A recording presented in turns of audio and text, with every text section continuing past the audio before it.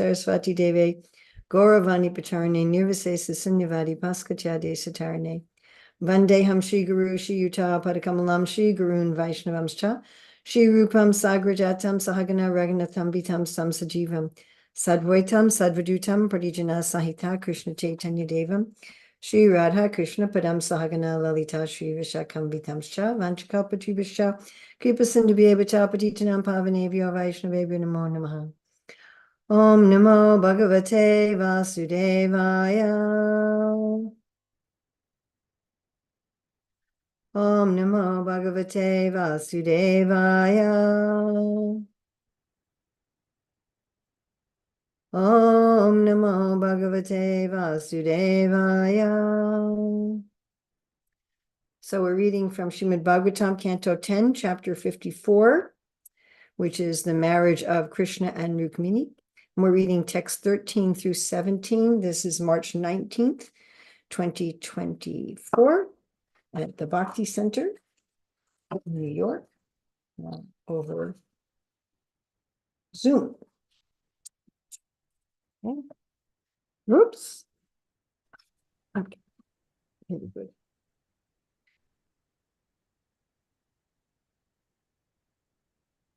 So first text 13.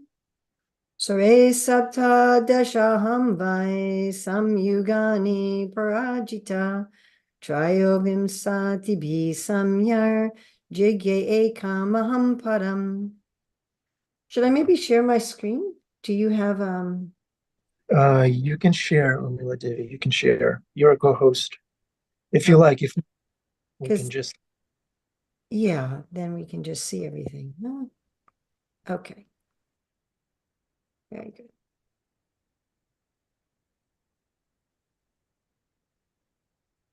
Sade with Krishna, Sapta Dashaha, 17.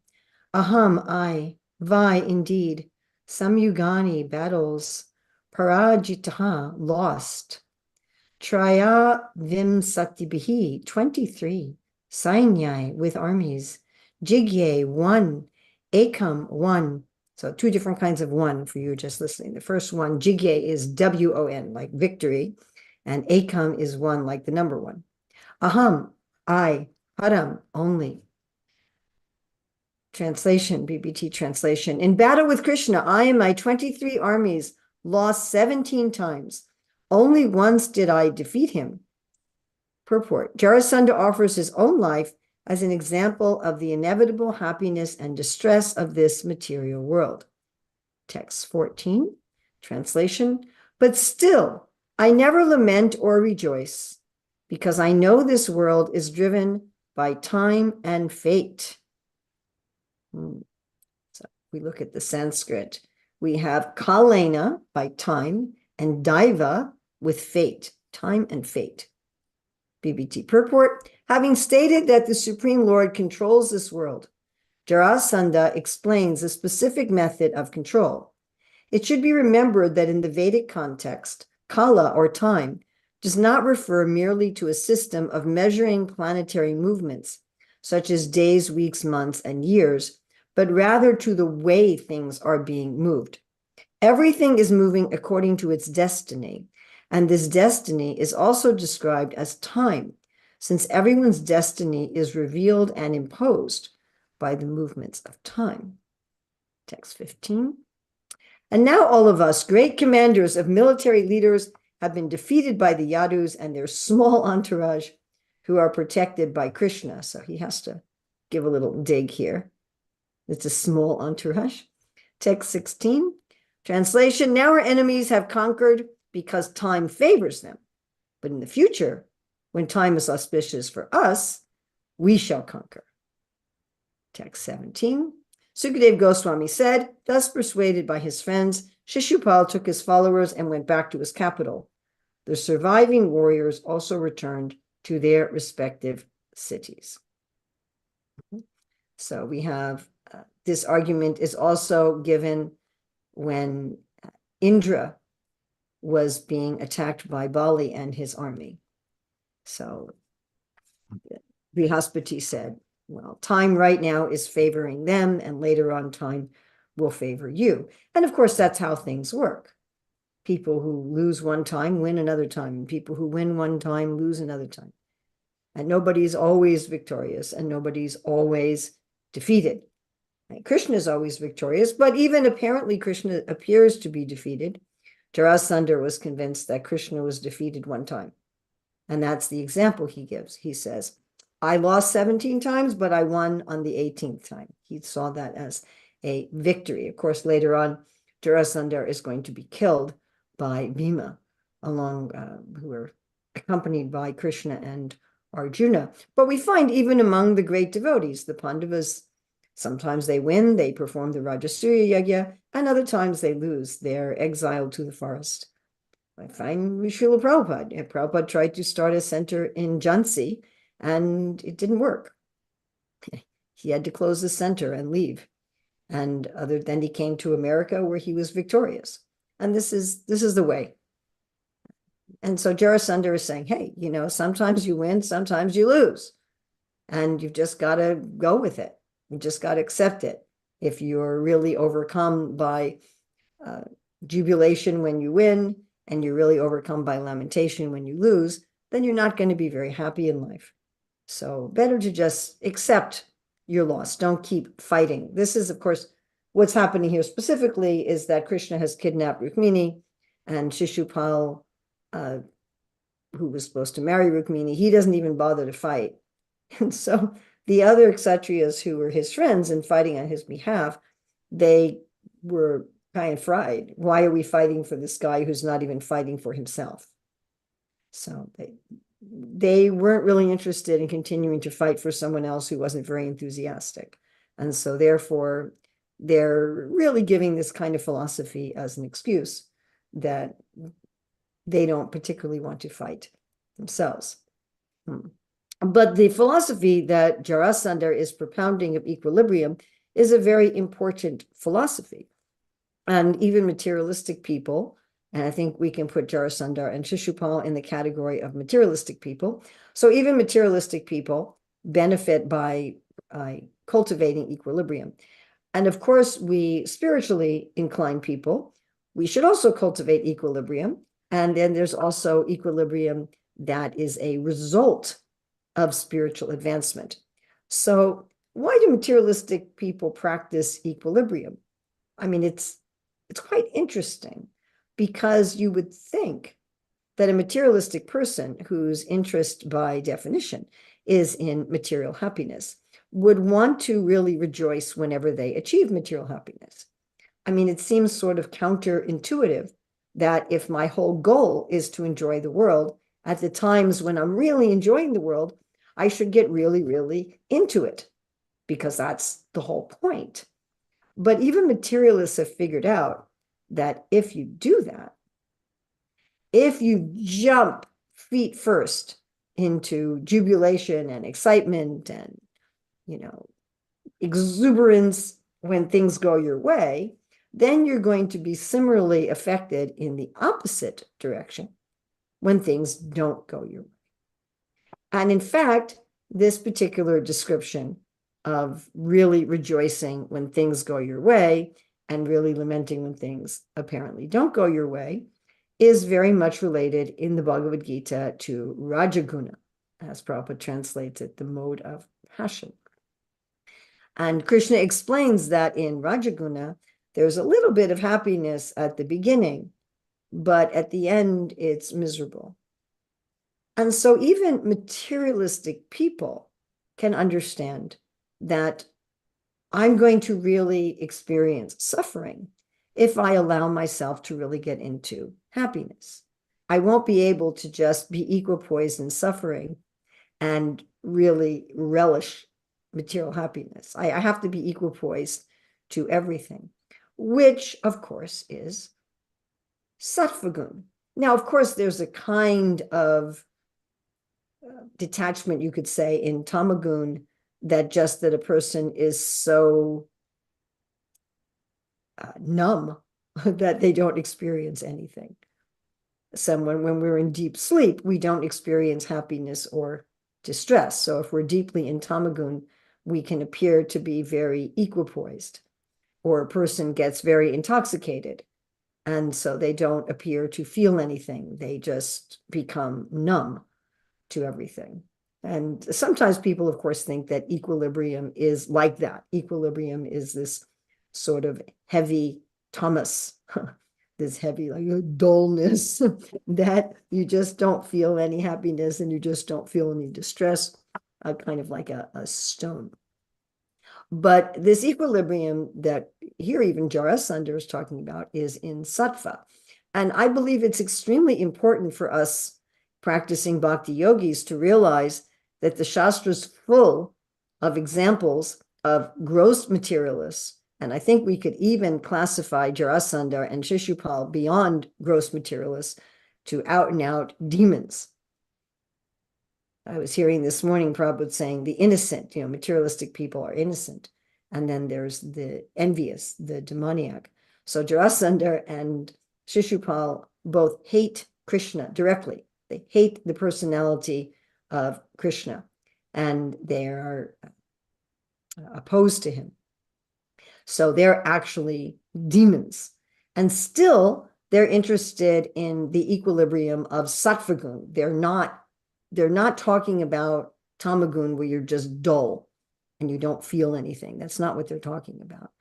And they're saying you need to go above rajas to go to sattva. So it's very important to understand that materialistic people and even demons can be very interested in sattva gun. Because we have a tendency to think that if someone's exhibiting sattva gun, they must be very spiritual. It's just not necessarily true. Generally speaking, demons are very much affected by rajas and tamas. Usually it's a mixture of rajas and tamas. But even they can figure out, hey, if I want to be the masters of this world, which is the demoniac viewpoint, I'm only going to be able to do that in sattva.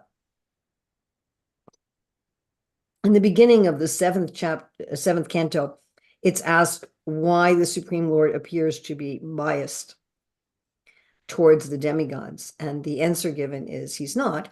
It's just that the whole material world favors sattva. And sattva is, Srila Prabhupada usually translates it as goodness. Twa means ness. And sat can mean good. It can also mean eternal. It can also mean existence. It can also mean truth. So just from a logical perspective, existence favors existence. The way things are favors the way things are. It's practically a tautology. And I always give the analogy that if you're in a room, like I'm in a room that has one door and two windows, and it has four walls. So if I want to exit the room and I try to do it through the walls, I will be in pain. I could exit through the windows because I'm on the ground floor, but it would be very inconvenient and uncomfortable. If you try to exit a window when you're on the second or third floor, that's going to be a real problem. If I want to be happy exiting the room, I'm going to do it through the door. So this is just reality favors reality. If you treat reality, if you deal with reality as it is, you're going to be happy. So the demons are also interested in being happy, but they want to be happy. And this is a very important distinction between those who are spiritualists and those who are materialists, that the demons want to be happy by figuring out the laws of nature so that they can become the controller of the laws of nature. Their equilibrium may look like detachment, but it's not. It's a strategy. They're thinking, if I can just figure out how things work, then I can control the world. And if we think about a lot of scientific advancement in our modern society, it's predicated on that sort of mentality. Let me figure out biology, chemistry, physics, so that I can master them, so that I can manipulate them. And here he's talking about kala and daiva. And daiva is an interesting word because daiva literally refers to the devas, to the great celestial beings, and ultimately to God. And so you might think, well, Jarasandhar is admitting the supremacy of the Lord, but he's not really. He's therefore it gets translated as providence, fate. He's seeing Daiva as fate. He's seeing Daiva as karma. Right? And people think like this. All right, there's some laws in the world, but they don't make the next step that there's a law maker, there's a law controller. They're thinking there's laws, let me figure it out so I can control them. And I'm sure that most of us have done this kind of thing in our life, that we're trying to get a particular result. And so we figure out how things work, and then we try to manipulate how things work so that we can get the result that we want.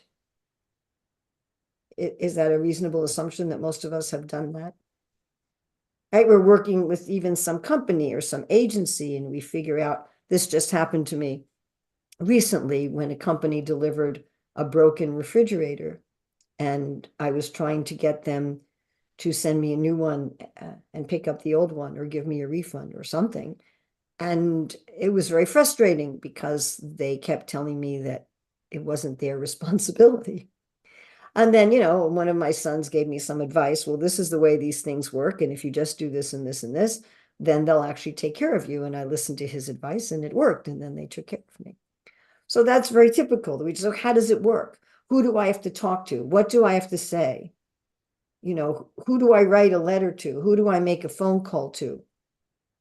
What's the form I have to fill out? How do I do this so I will get what I want? And the vast majority of things that people read about and study about and learn about are exactly that. How can I manipulate the material energy so that I can fulfill my desires? And the idea of these materialistic people and demons is not to stay in a state of equilibrium, but to be able to use equilibrium when they want to, so that they can eventually jump into unmitigated happiness and control. We find this going on with Hiranyakashipu. Hiranyakashipu performed Astanga yoga, which has to involve equilibrium. You have to be, he was standing in one place and ants were eating his body. He had to be detached from happiness and distress. Why? His purpose was not to remain in a state of equilibrium, but his purpose was to become the master of the universe, where he can have unmitigated enjoyment. Of course, as I point out all the time, it didn't work, because that's not how we become happy. And this is the fact that it didn't work was evidenced in Hiranyakashipu's, it says in the Bhagavatam, always being intoxicated, which is a good sign that you're not happy, right? Happy people don't need to be intoxicated. And also that he was yelling at the demigods for no reason, which is a prime symptom of unhappiness. If somebody's yelling at you for no reason, you know that they have some inner unhappiness. Everybody understands this. So the devotees are also interested in practicing equilibrium. It's part of our sadhana. And this point is often not well understood, at least in my experience, by devotees. Even though Srila Rupa Goswami says, in his first 20 items of devotional service in the Bhakti Rasamrita Sindhu, that we should not be very affected by joy and lamentation when we have something good and we have something bad, that we should remain equipoised. So the basic element of why one should practice equilibrium is the same for materialists and spiritualists, and that is doing so is in harmony with truth. So that basic idea that if I want to be happy, I have to live the way things are. I have to understand how things are, accept whatever is. If I want to be happy with what is, then I have to accept whatever is and not be fighting against it and not be getting into it. And things are constantly flowing and changing with time, and I need to flow with them. That we could say the essence of sattva is to flow, like people say, go with the flow. They're encapsulating what sattva means. But the big difference between the materialists and the devotees is the devotees see Daiva not as karma, not as some mechanical system of karma, but they see Daiva as the personal will of a personal God. So the materialists are saying, well, this is happening because of my past karma, and if I can just figure out how to manipulate karma and time, then I'll be able to be on top of it. Whereas the spiritualist sees this is happening by the will of God, which may be exhibited through karma or in harmony with karma, but it is the will of God. And if I'm in harmony with the will of God, then I will be able to be situated in my natural position. So this is the big difference. Now, a huge effect of practicing detachment from happiness and distress, because doing so is in sattva gun, is that one gets focus and clarity. So I can't count how many times devotees come to me and ask me, I have this such and such situation, XYZ situation. What should I do? I mean, not too long ago, a devotee wrote me, she said, I haven't been chanting for a long time and I have this situation and I don't know what to do. I said, well, first you have to get your consciousness in the right place. And I give this example many, many times. So many years ago, I was in Tirupati, a mountain in going to Tirumala in South India. And I was there with one of my grandsons to see the deity at the top of the mountain. And we left early in the morning. It's a long line to see the deity, so you want to leave early in the morning. And we had a place saved for us to see the deity. So it was very foggy in the morning when we went. We went I'm almost certain we went in December or January, where there tends to be a lot of fog. And then by the time we actually saw the Lord and we were coming down the mountain, the fog had dissipated, it was gone. And yet when we were in the car, the windshield was foggy. And I told the driver, you need to use the blower to get the condensation off of the windshield. But he wouldn't do it because he thought he had to run the AC and that would take more of his fuel and cost him more money. So he was refusing. And I said, no, you can just run the heater, and the heat is getting heat from the engine. It's not using any gas. It's not going to cost you any more money. But it took a lot of convincing. I had to actually ask him. I had to be a typical New Yorker. I don't know if you guys know I'm a native New Yorker, but anyway, I had to be a typical New Yorker, and I had to tell him to pull over to the side of the road, and that I wasn't going to go any further until he cleaned off the windshield. And once we cleaned off the windshield, we could see where to go. So the same principle operates in spiritual life, that we clean our internal consciousness. And when we clean our internal consciousness, we have clarity and focus. As Krishna says, in sattva, one knows what is to be done, what is not to be done, what is binding, what is liberating, what is to be feared, what is not to be feared. So both the materialists and the spiritualists would like to have clarity and focus. I mean, when you're in Rajagun, sometimes you know what to do, sometimes you don't know what to do. And when you're in Tamagun, you get it all backwards. You think what's good is bad and what's bad is good. So by practicing this equilibrium, one gets clarity and focus. And of course, then one does not suffer very much. If you're detached from unhappiness and pain, you don't suffer very much. And again, materialistic people will practice this just to get free of pain, physical pain, emotional pain, and so forth. And the materialists want clarity and focus so that they can more easily achieve their materialistic goals. But the devotees want clarity and focus so they can more clearly please Krishna, so they can understand how to be aligned with Krishna. I find it fascinating that these demons want to use Krishna's system in order to defeat Krishna. Literally, they want to defeat Krishna. Like they want to go into battle with Krishna and they want to kill him. Very, very literally. It's not just a metaphorical or figurative thing. And the devotees want the same clarity and focus so they can be aligned with Krishna. So they can be with Krishna. I'm just thinking about, another analogy that let's say you have some person and you know their location and how to get to them. So if you're a criminal, you want to know their location and how to get to them so you can go and steal their money. And if you're a friend, you want to know their location and how to get to them so you can hang out with them and have fun with them.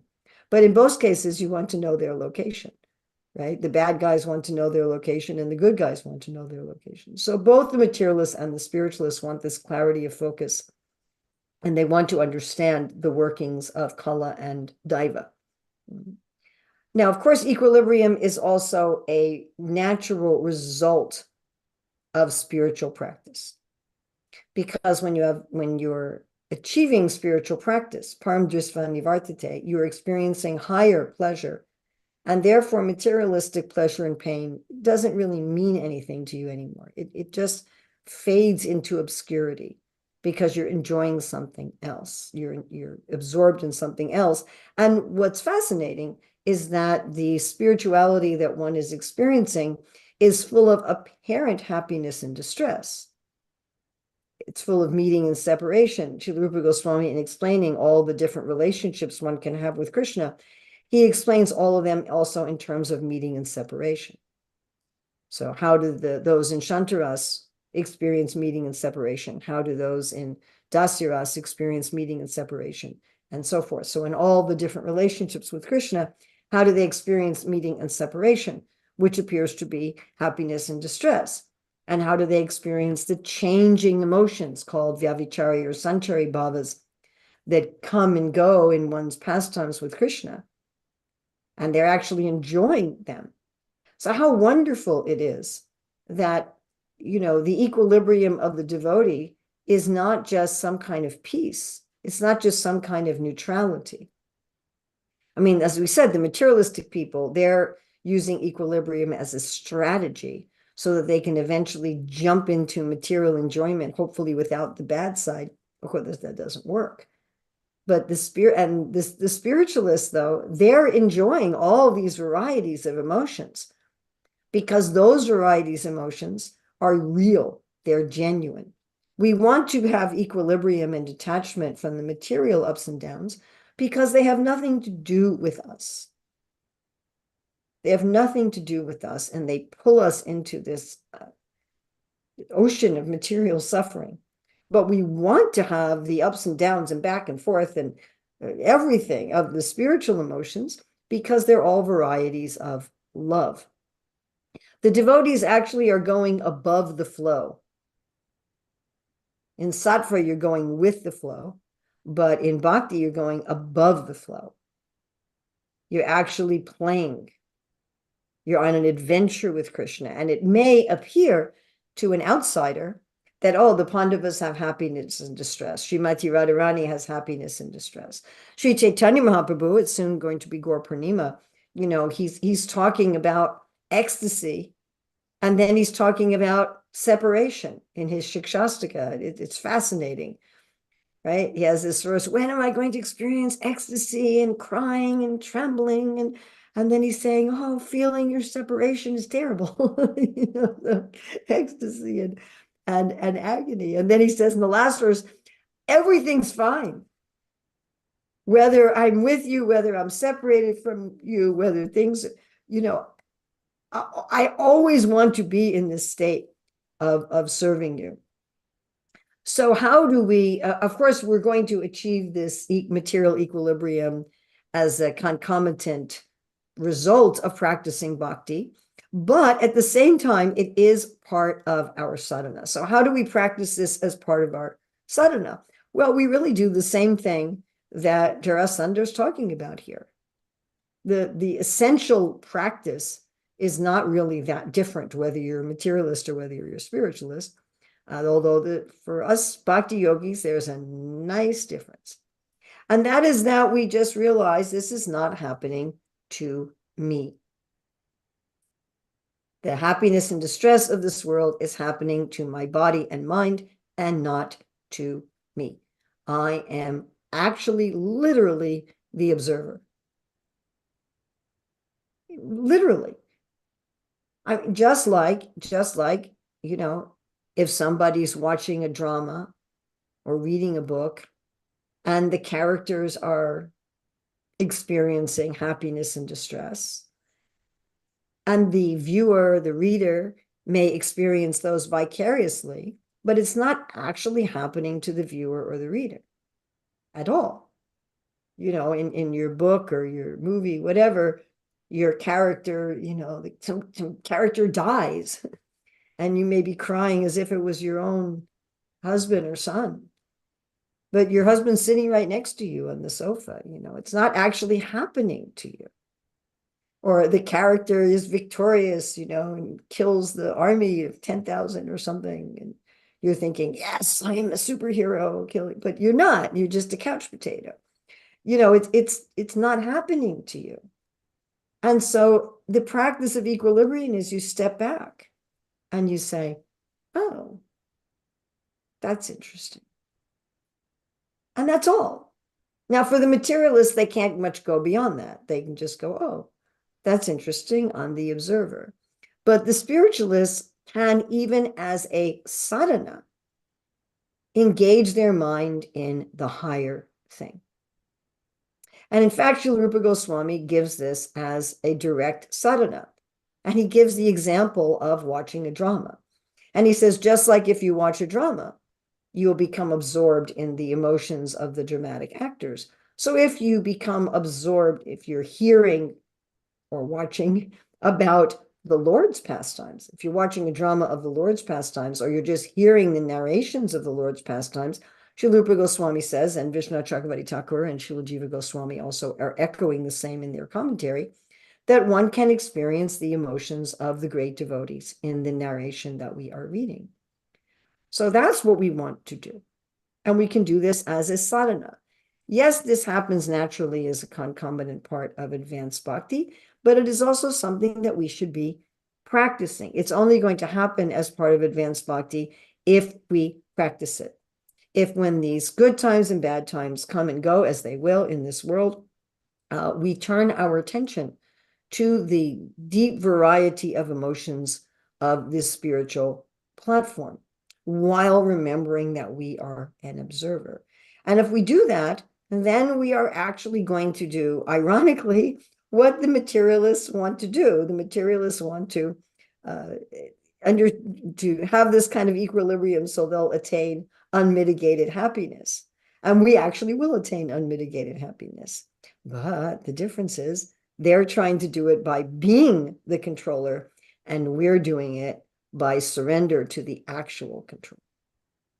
So questions, comments, additions, subtractions, corrections? Thank you, Urmila Devi Dasi. Wonderful class. Thank you. Question, please unmute yourself.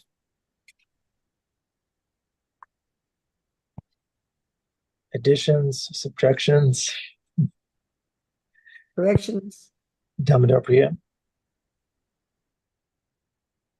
Hare Krishna, Urmila Devi Dasi Prabhu. I actually don't have any corrections. No, I have a question. no. What am No, I'm so sorry to disappoint. My Shesha who likes to say, I live to be corrected. I know. Yeah. Unfortunately, I cannot oblige this time. So I have a question, but I also wanted to first thank you because I hadn't heard that kind of hadn't heard it phrased, the whole idea that in the mode of goodness, you're in the flow, but in bhakti and love of God, you're above it, you're kind of playing with it. So I really loved the analogy of that, and the visual with it is really just easy to have it sit in the heart and in the mind. So thank you so much for that. And then my question was, we kind of touched upon the whole idea of accepting and not fighting and just kind of being in that equilibrium. And I was wondering, how do we know when it's time to accept the circumstances, and how do we know when it's time to act or try to change the circumstances? So if you have any kind of thing on that, thank you. Okay, well, I'm going to write something here in the chat, which I had some people help me with this.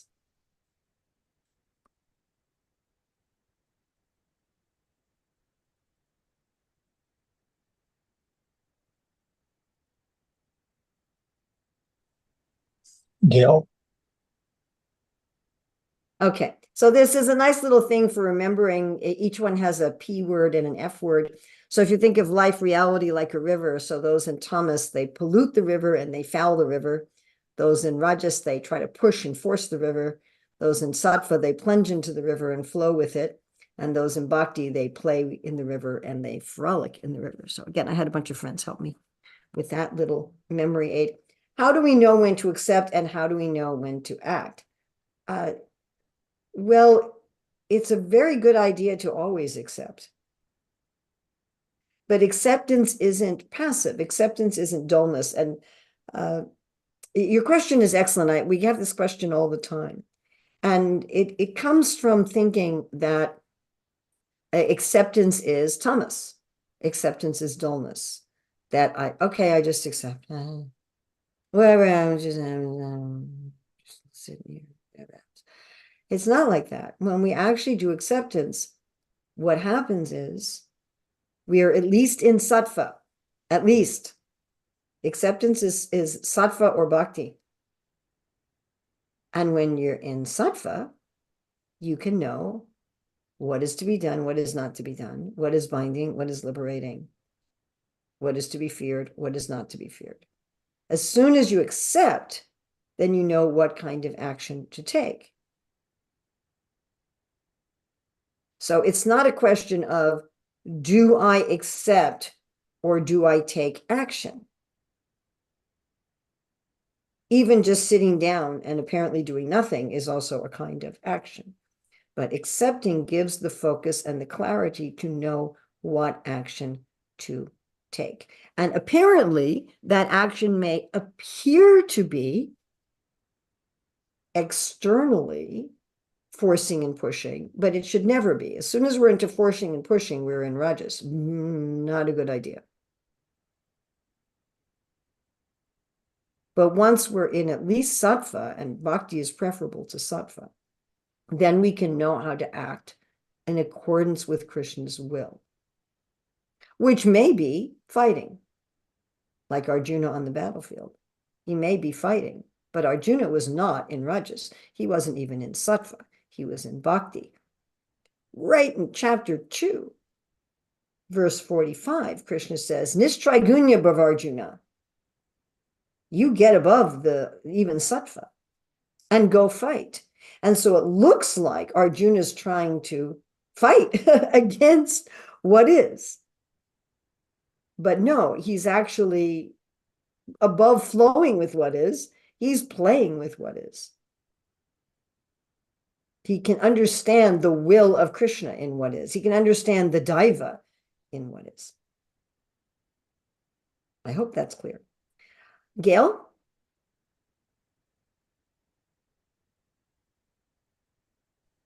Hare Krishna, Mother Urmila. Hare Krishna. Yeah, I just need a couple of clarifications. One is concerning this last point. So when I think of what it means to accept the will of Krishna rather than reject it, what comes to mind is like if you're playing cards and you are dealt a hand, right? So in life, I feel like situations cross our path, right? And it's like we're being dealt a hand of cards. So if you accept it, you accept that this situation is crossing my path by Krishna's will, and he wants me to respond appropriately. And rejection means this situation has crossed my path, but I reject it. I feel like I shouldn't have to deal with this situation. Like that would be like rejection to me. I got a hand of cards dealt to me, but because I don't like it, I reject it, and therefore, like I don't want to deal with it, a type thing. I don't know what would you say about that kind of. That sounds also very insightful and very much a part of it. Okay. But rejecting it is saying, I want this to go away. Yeah. Right. I want it to go away, and I'm going to act so that it will go away. I have aversion to it. Yeah. So either I want to keep this and enjoy it, or I want to push it away. I want to force it away. And acceptance is, yes, this is what's being given to me now. How can I respond to it so that Krishna will be pleased? And how can I respond to it playfully? Yes, and so it's interesting your response, because I realized then that even when you are accepting the situation and dealing with it, let's say somebody has cancer, right? They've been diagnosed with cancer. And so you can accept it on a material level, and you can accept it on a spiritual level. If you accept it on a material level, you accept it and say, I'm going to try my best to cure it. But if you accept it on a spiritual level, I am going to cure it, not for the sake of my own enjoyment, but because I think this is the best way to serve Krishna, by trying to cure it.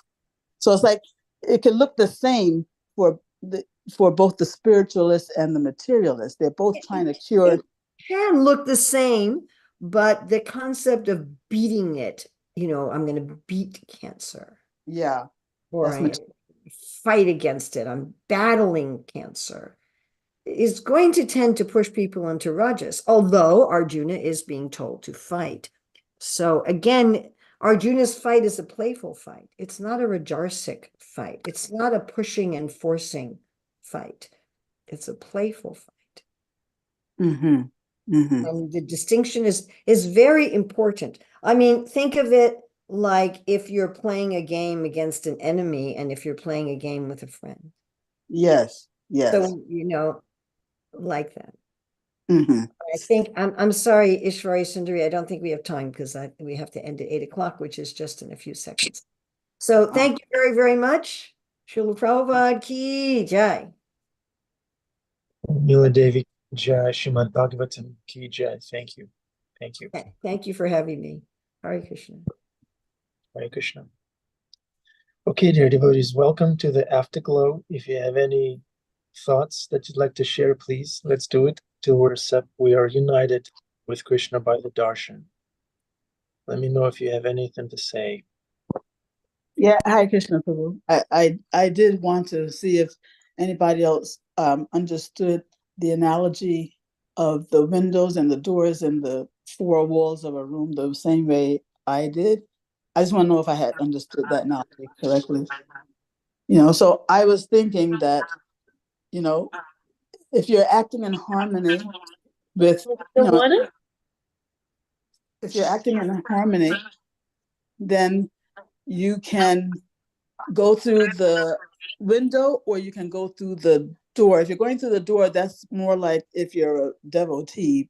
Whereas if you go through the window, it's more like you're in the mode of goodness only, not necessarily, a devotee like Jarasandha, you're not trying to make your way through the wall, which would be like ignorance or rajas. But in both cases, bhakti or sattva, you're kind of working in harmony with reality, but by going through the door of bhakti rather than the window of sattva, you are,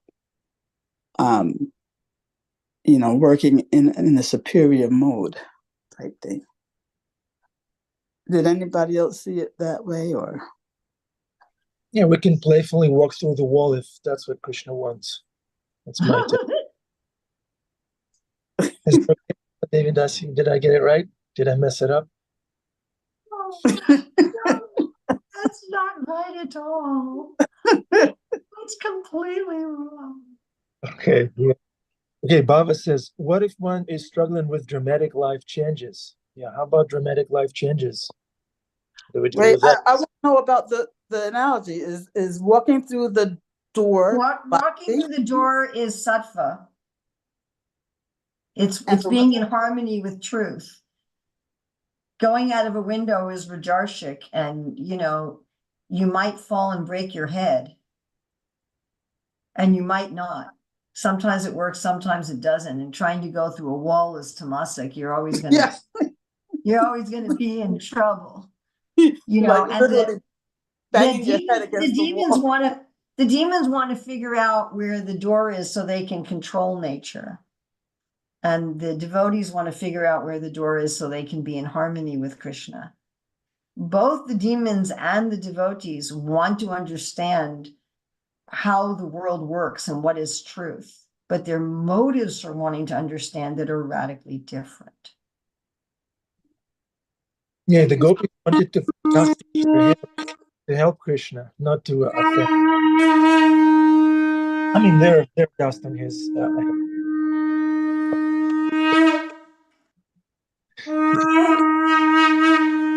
Turn on your cameras if you can.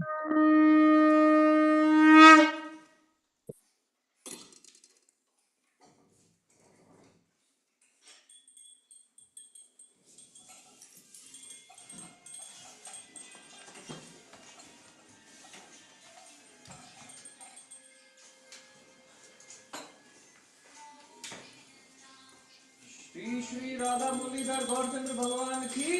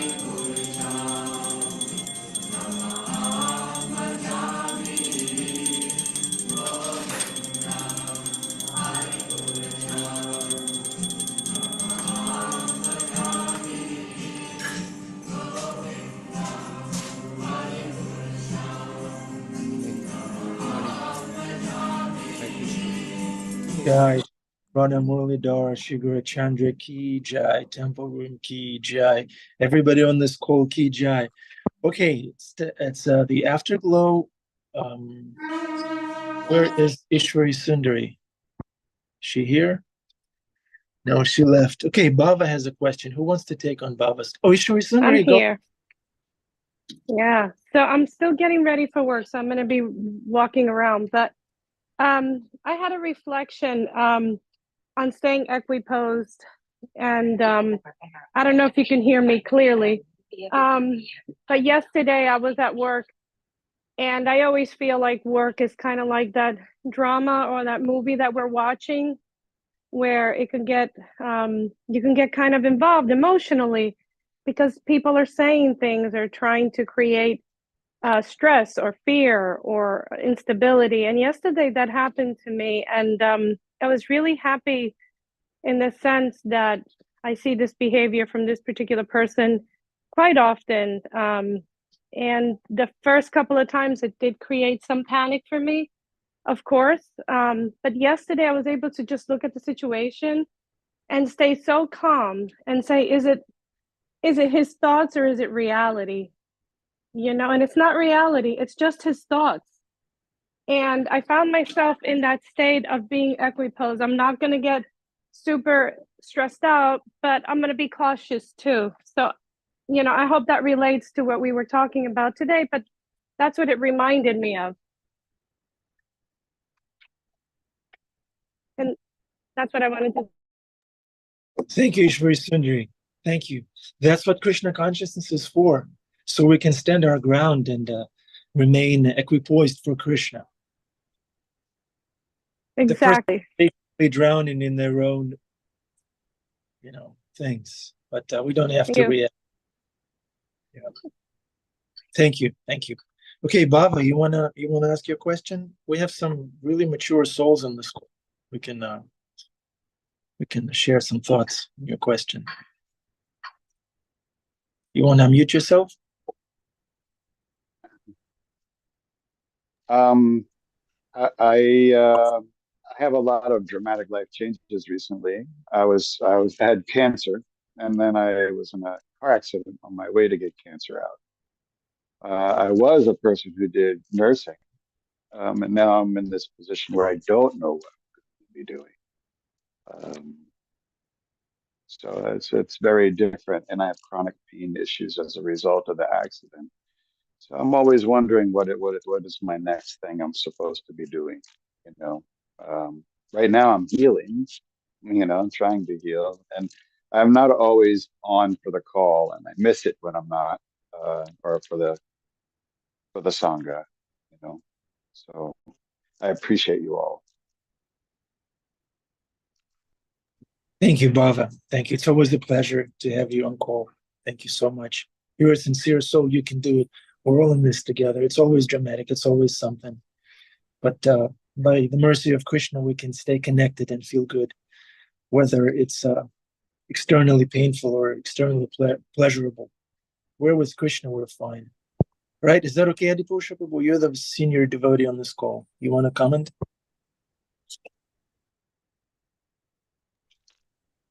Hare Krishna, you want to comment on what Bhava Prabhu said? Very interesting subject matter. We're all pushed and pulled. Having a little activity here. We're all pushed and pulled by what we're attracted to in a verse. That's what it says in the Bhagavad Gita. Everyone's born into delusion based on desire and hatred. But very simply, of course, it's already been stated 4 or 5 different ways today in this class. Very simply, Martin Luther King said, the goal of my life is not to achieve pleasure or avoid pain, but to do God's will, come what may. Krishna is so wonderful that he's giving us something else to focus on other than what I like and what I don't like. Lord, what do you want? And even if all of us have cancer in one sense, we're all dying, right? That's what Bhagavatam says, that what is the duty of a person who's about to die? Hear the glories of the Lord, praise the Lord, and share what we've received from Srila Prabhupada with others. Even in a hospital, we're thinking, my mother went into a hospital for open heart surgery, right?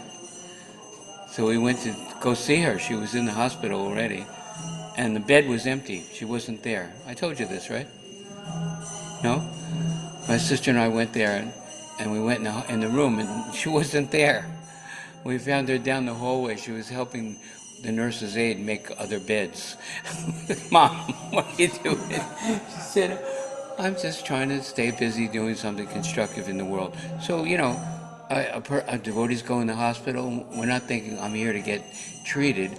I'm here to, Krishna's brought me before the nurse and the person bringing the lunch and the cleaning lady and the doctor, and let me tell them about Krishna, because that's really our focus and our success or failure.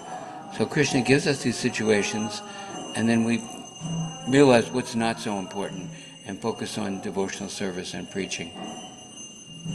All problems solved. Death will come. What can you do?